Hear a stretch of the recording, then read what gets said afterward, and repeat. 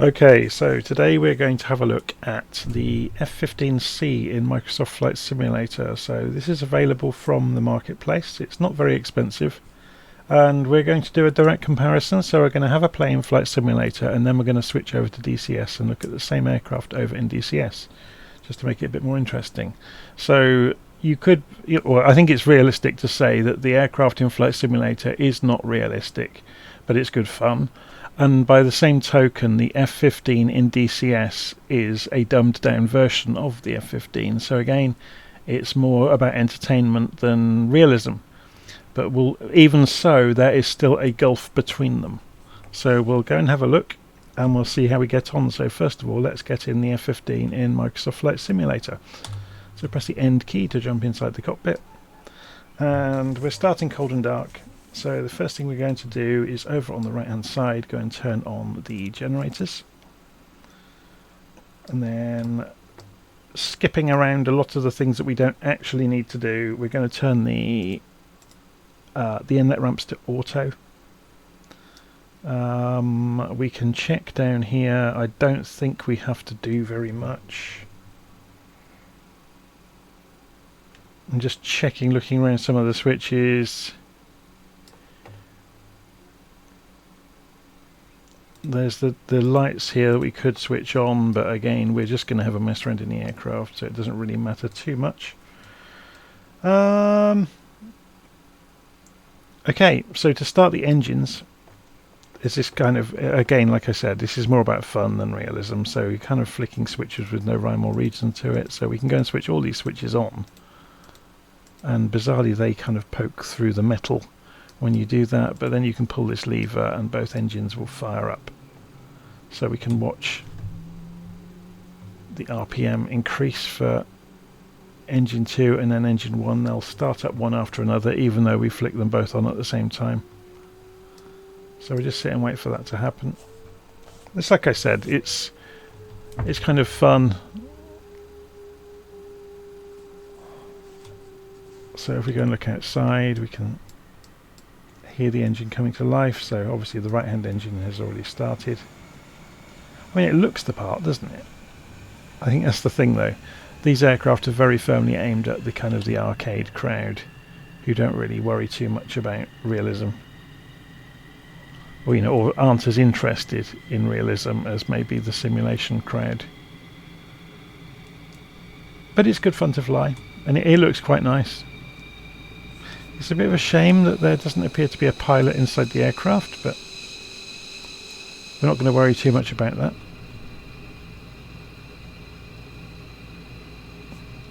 Okay, so we have to pull this a second time to get engine number 1 to start.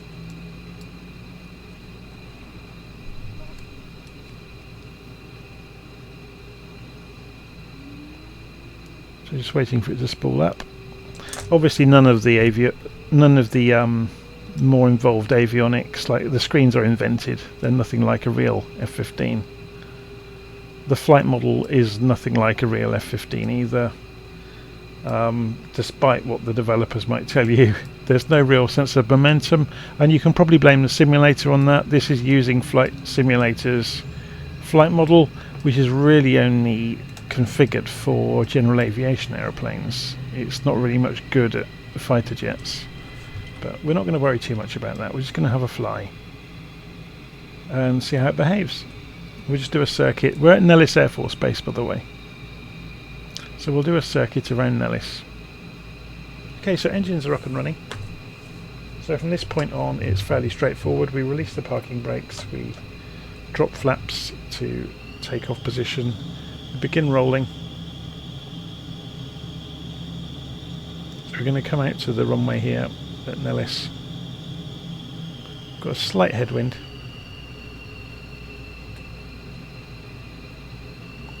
So I believe the instruction books say to rotate at 150 knots, but that's going to be dependent on the weight you're carrying. I've noticed we have nose wheel steering switched on whether we like it or not, which is a bit interesting.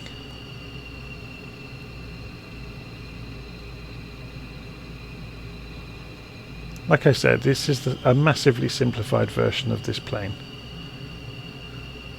Okay, so we're on the runway. So it's pulling to the left, which implies wind from the right. So full thrust, 120, 30, 40, 50, rotate, and that's interesting. That behaved more as you might expect. So coming back off the throttle, let's have a look outside, gear up, and flaps up. Flaps don't appear, oh they do something, but you almost have to give it full flaps before they react. Okay, that's fine.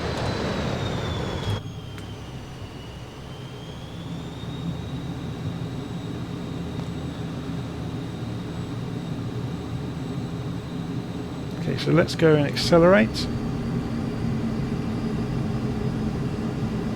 And if we go to the outside view to watch this happen, we're going to climb out over the top. It would appear we get afterburner just on the normal throttle throw, so we don't have to press anything as you do with some of the aircraft in Flight Simulator. You can see Las Vegas in the background there.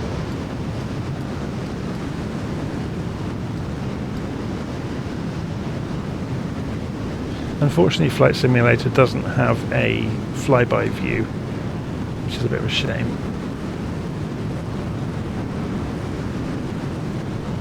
Okay,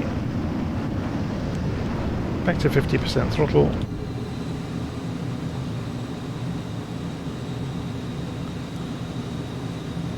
So let's try an aileron roll, and it loses a little bit of pitch. I notice it's kicking in opposite aileron at the end of a roll, which is quite odd. And the authority is far too sharp. There's no momentum whatsoever. Be interesting to see what's happening outside when we do that. So let's watch the control surfaces very carefully. Yeah, it's kicking the opposite to make it appear like fly-by-wire. So if you watch it at the end of the roll, you see the flick of opposite lock. Interesting. Okay, let's try slowing down and see if it stalls.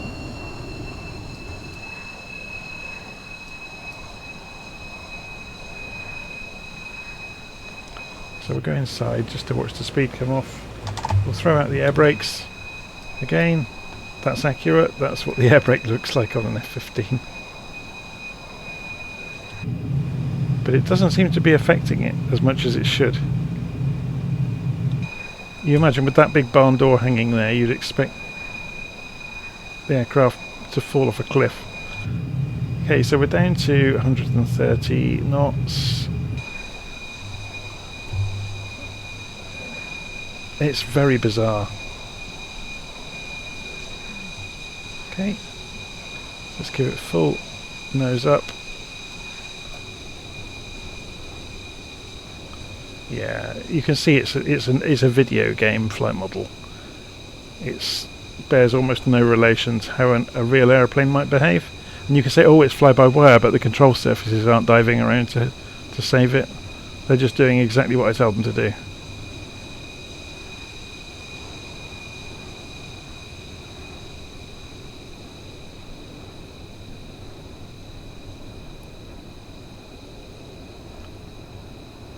Which bears almost no relation to what the airplane is doing in response.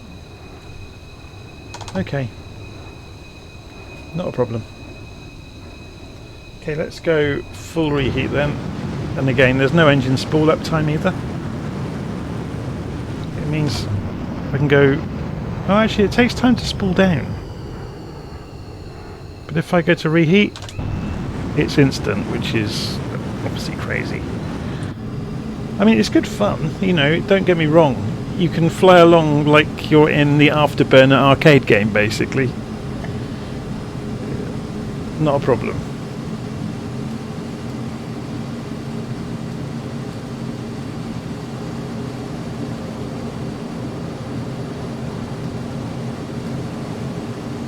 trying to get some speed up. So we're doing Mach 0.85.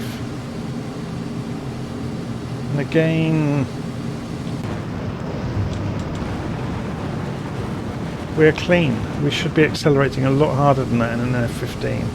0.99, Mach 1. So have they done anything to do with the sound? Yes, they have. So it's silent ahead of the aircraft, which is as it should be. Unfortunately, you can't really simulate a sonic boom because there's no flyby view.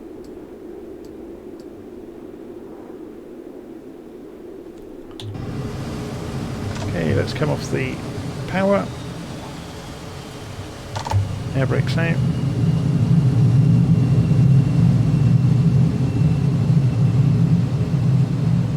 And let's take it in for an approach.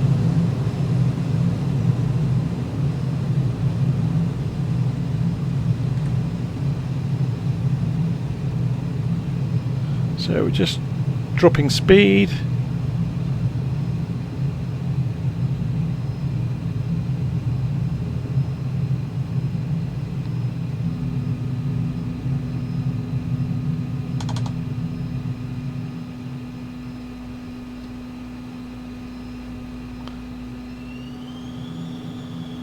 Yeah, the pickup of the engines is far too fast.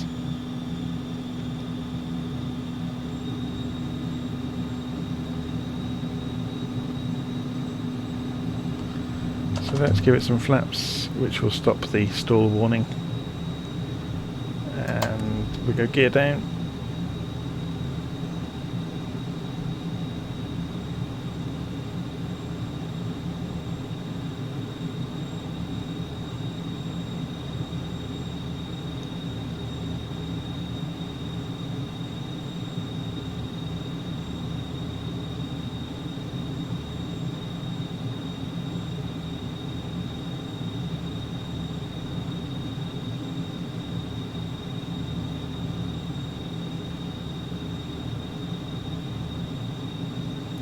So it seems to be fairly placid, although we seem to have way too much aileron authority at low speeds.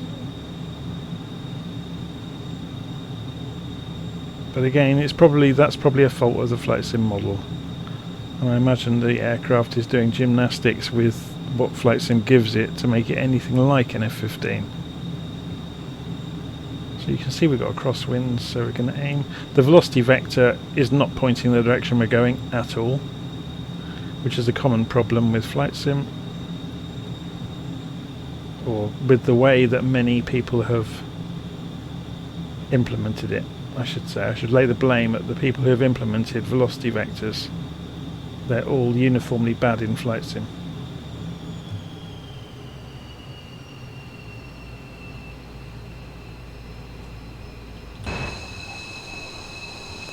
So let's just see how it behaves when we're just on the runway.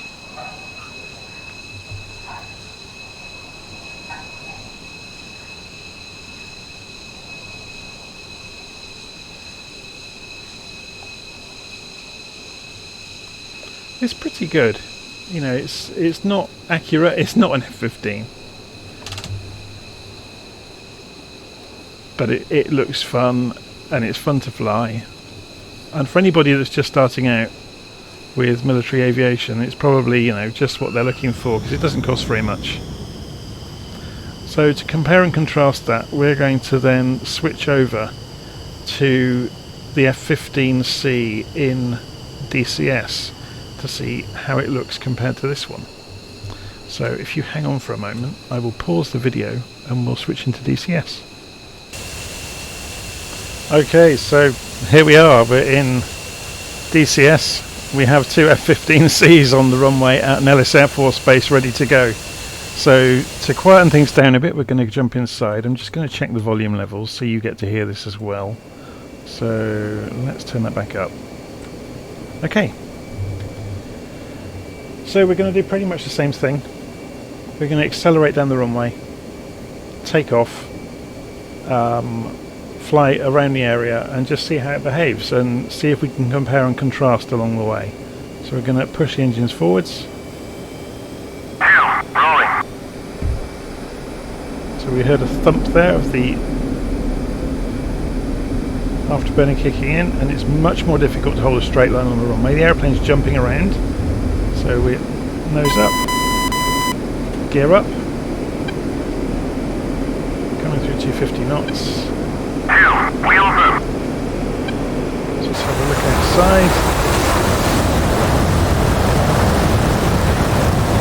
You can see the airplane moving around, which it wasn't doing in Flight Simulator.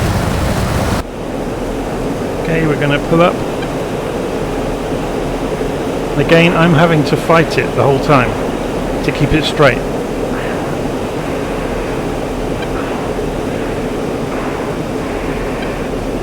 So straight off the top.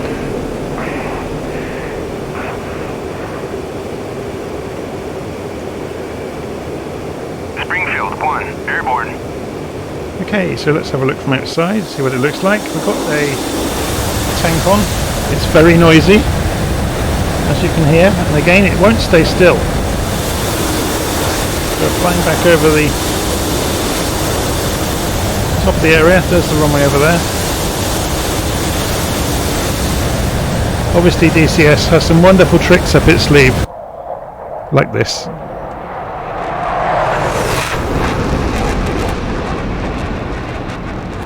Okay, we're only running at 50% throttle at the moment, so it's settled down at about 300 knots.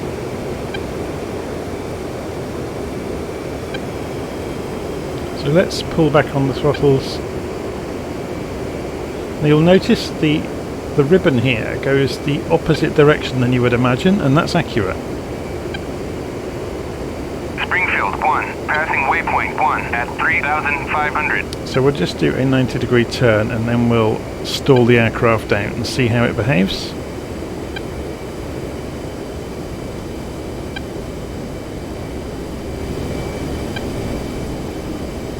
So there's Nellis down there. Sorry, that's not Nellis. Nellis is behind us.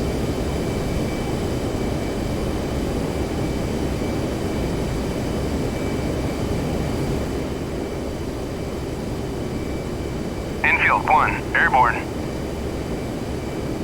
Enfield 1, passing waypoint 1 at 5,000.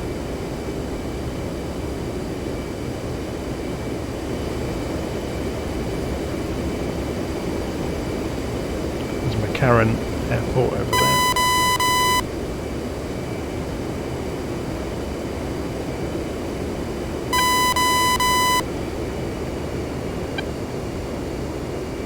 Okay, so I'm just going to slow us right down.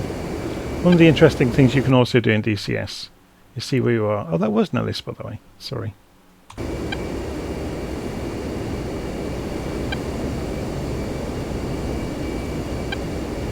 Yeah, because there's the NASCAR track, which is really useful.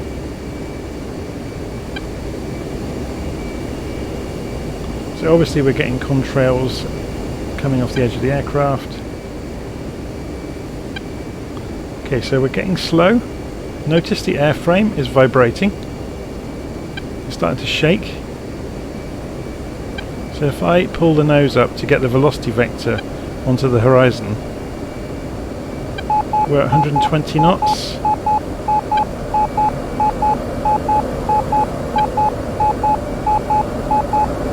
we're now at maximum alpha and we're falling. And the wingman has given up staying with us. And we've dropped a wing. But look how sluggish response is. I'm on full left stick. And it's just managing to come back. So let's let it dive for the floor.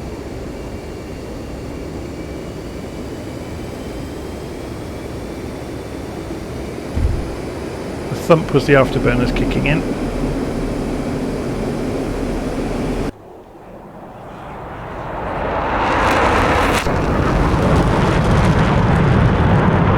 So this is where you see the major differences. Is how heavy but how agile the aircraft becomes in DCS.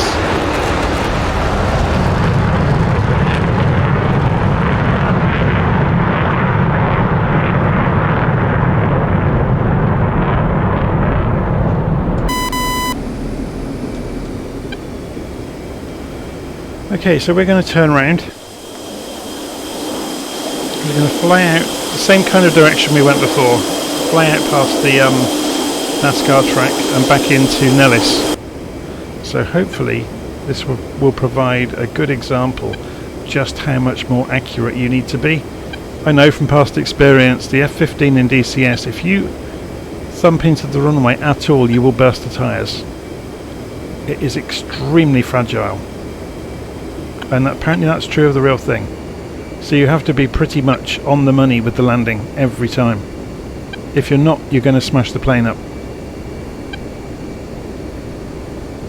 Okay, so flaps down. If you have a look outside, see the flaps operating. And gear down.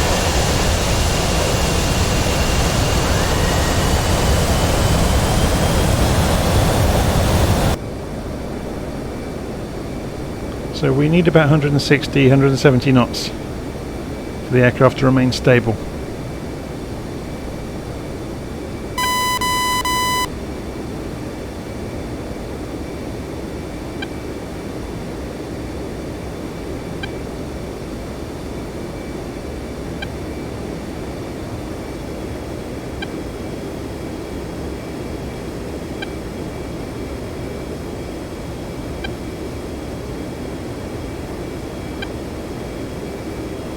Take no notice of the avionics.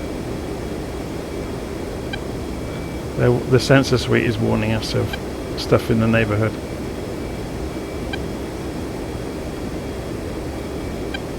Because of course the weapon systems work in DCS.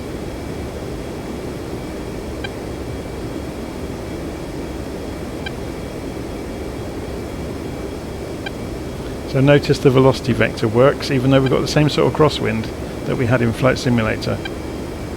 We can actually rely on that velocity vector to point the direction we're actually going, which is very, very useful.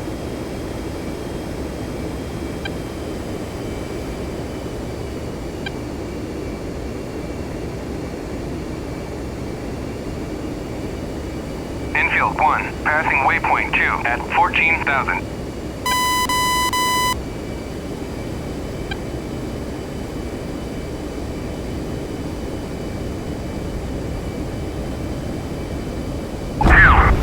There we go, look. I have wrecked the undercarriage. I thought I was going to hit him.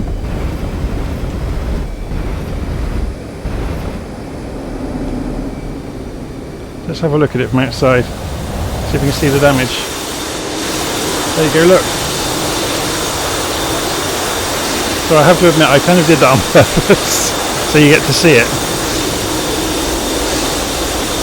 So let's try something which you wouldn't be able to do obviously in Flight Simulator, which is going to be, let's have a look at the keyboard bindings.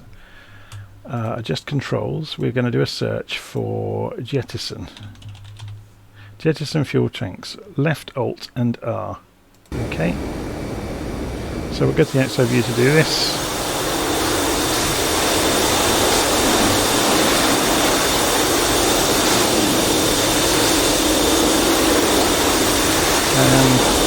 Will the gear still come up? No, the gear will not come up anymore. So that has absolutely mullered the undercarriage.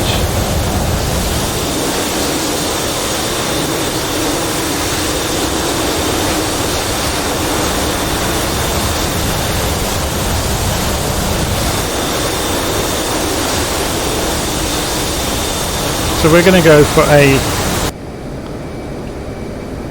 we're going to attempt to come back in and land it extremely smoothly and see if we can get away with it. But we may have trouble staying on the runway. But really the point of showing you that was, yeah, we thumped it onto the runway, we've damaged the undercarriage, and we've damaged a small part of the aeroplane. So there's no black screens in DCS where it just says you've broken the aeroplane. You can break individual pieces. And again, if you're shooting somebody down, you can shoot an aileron off.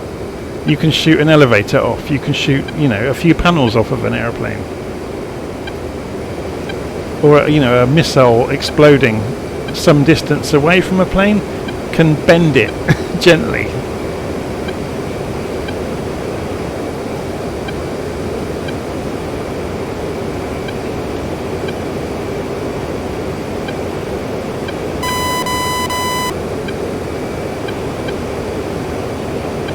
So I'm having to hold right stick the whole time now, because that's actually mangled the airflow over the airframe to an extent. So we'll probably find now, because I was going too fast on that downwind leg, that I will have ripped off undercarriage doors. Oh no, I haven't. No, I've got away with that. Because that's another thing you can do, is rip off the undercarriage doors.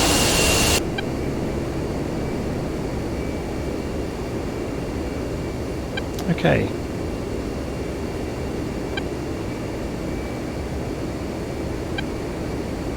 Let's see how we go.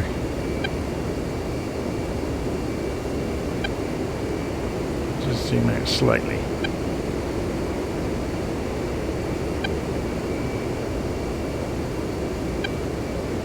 There's my wingman over there. He's keeping away this time. He's not going to get in my way. He saw what happened last time.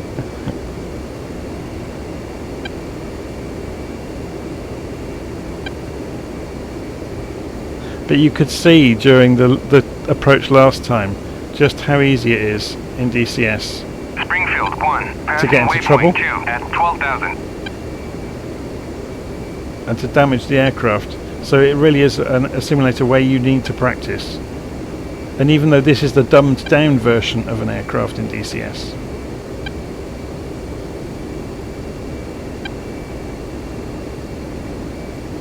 Okay, let's see if we can do this from outside.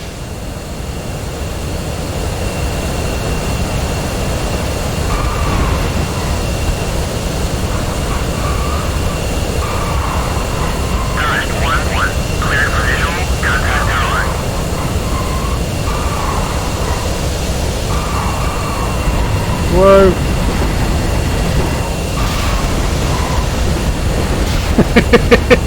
Radar failure. No kidding. ACS failure.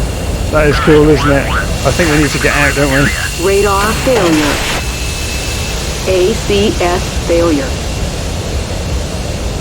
Of course, the best thing now Radar about failure. DCS is we can walk around. So we'll just wait for him to get up.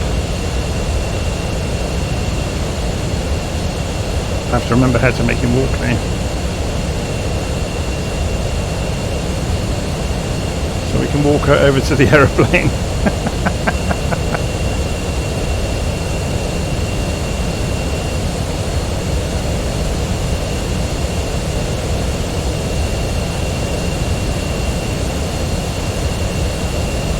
Okay, only, 50, 60 millions worth of damage.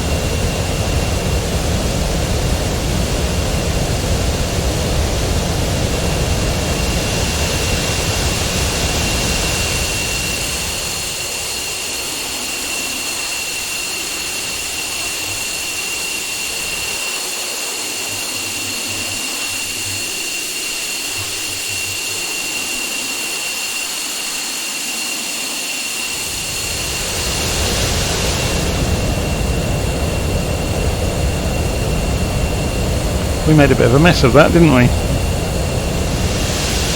But yeah, there's the major difference between DCS and Flight Simulator. Just that being able to happen at all. It's quite cool, isn't it? So Springfield obviously 1, passing waypoint 3 at 12,000. my wingman is still out there somewhere. Anyway, we're going to leave it there.